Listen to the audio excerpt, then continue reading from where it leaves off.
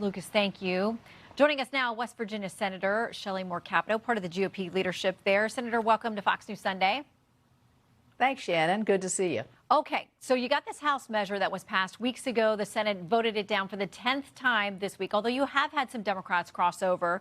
So our next guest, Congressman Ro Khanna, says get rid of that 60-vote threshold to get this thing moving. Here is his pitch. They have passed and approved Trump's presidential appointees on a 51 vote in the Senate. They have approved Trump's judges on a 51 vote in the Senate. Then why can't we have a 51 vote filibuster exception to keep government open? The idea that they're blaming Democrats is absurd, and no one believes it. So he says you guys have the power to change this, to end the shutdown. What's your response on dropping that 60-vote threshold? Well, we're not going to do that. We're not going to drop the filibuster. It wouldn't pass, number one, and I signed a letter in 2017 saying I would not vote to get rid of the filibuster. But my response to him would be the simple vote here is to simply open the government. We have a bipartisan measure that has no strings attached to it except for a 7-week extension of government, and that's the easy part here.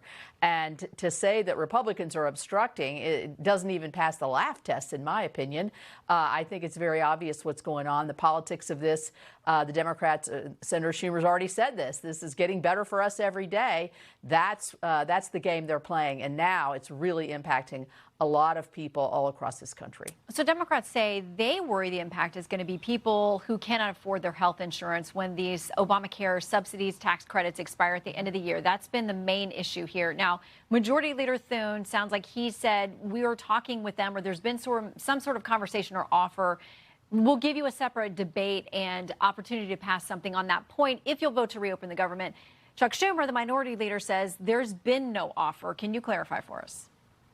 Well, I think that John Thune tweeted on Friday, he said this numerous times in his speeches on the floor and also to the press, that we're ready to talk about health care, to talk about the system they created, Obamacare, that they now is unaffordable, which we knew it would be when we voted against it several years ago. But Senator Thune has said numerous times that we will talk about this, but he's not going to let the government be held hostage and hijacked over an issue. So the sooner that they vote to reopen the government, the sooner we get to the negotiating table on these subsidies.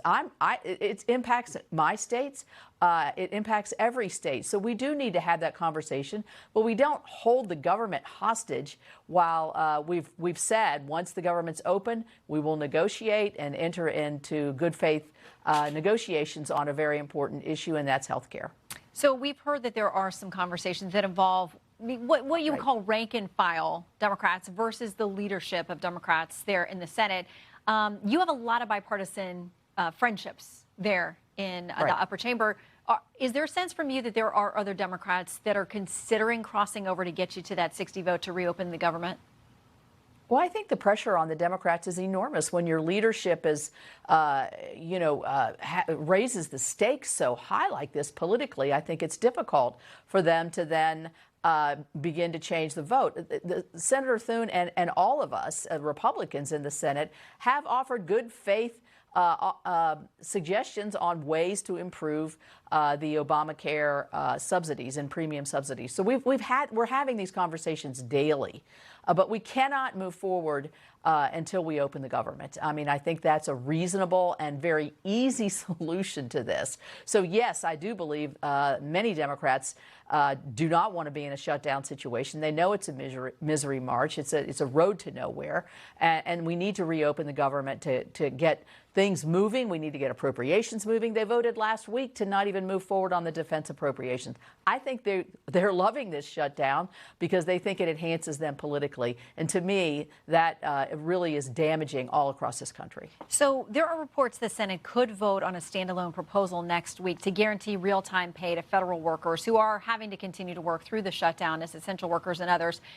Is that true? Do you know anything about that?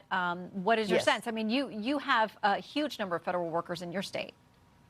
I do. We do have a lot of federal workers in West Virginia. And of course, we have our troops, the Coast Guard, TSA. I mean, we could go on and on here. So Yes, we are going to have a vote on Ron Johnson's bill that is basically going to say we are going to pay you during a shutdown.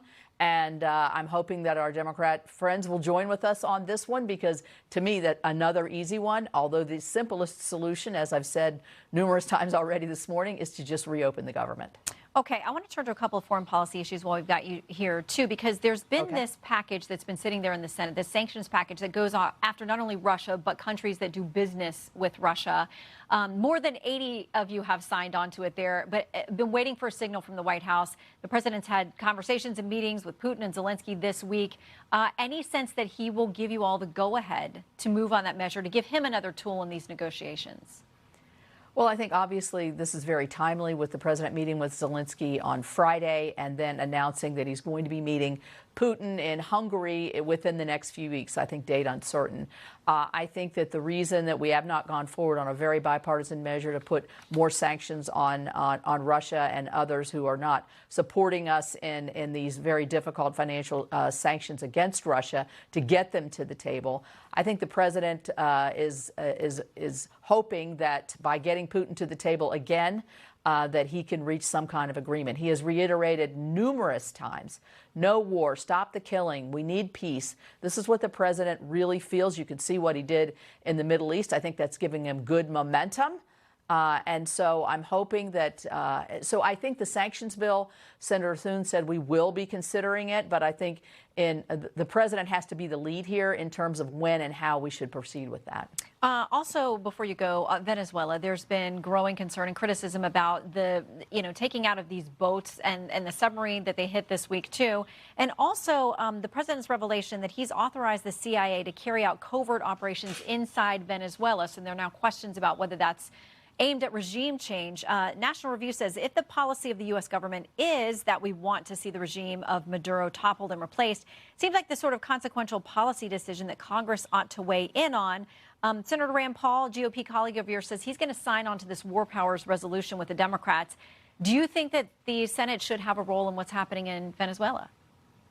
Well, I think we're having discussions and briefings on what's actually going on here. But I think the basic thing that the president's going after is something that really hits my state quite deeply, and that is the narco terrorism that goes on, the fentanyl that's coming into this country that's killing people and killing them in droves. And so I think the president is right to be attacking in terms of the ships that are bringing these deadly substances and killing American citizens daily. And so I support that. Any extension beyond that, I think Congress needs to be a part of that in terms of keeping us informed. We certainly all know Secretary of State Rubio very, very well, and he is always open to discussions and has been up on Capitol Hill to talk about this. So we are, yes, I do believe Congress needs to be here. I did vote against the Rand Paul resolution, and I would intend to vote against that again, because I think that would really cripple the president's ability to really intercede in what I see as a terrorist attack on our country through the drug trade. All right. Senator Capito, always good to have you. Thanks for your time.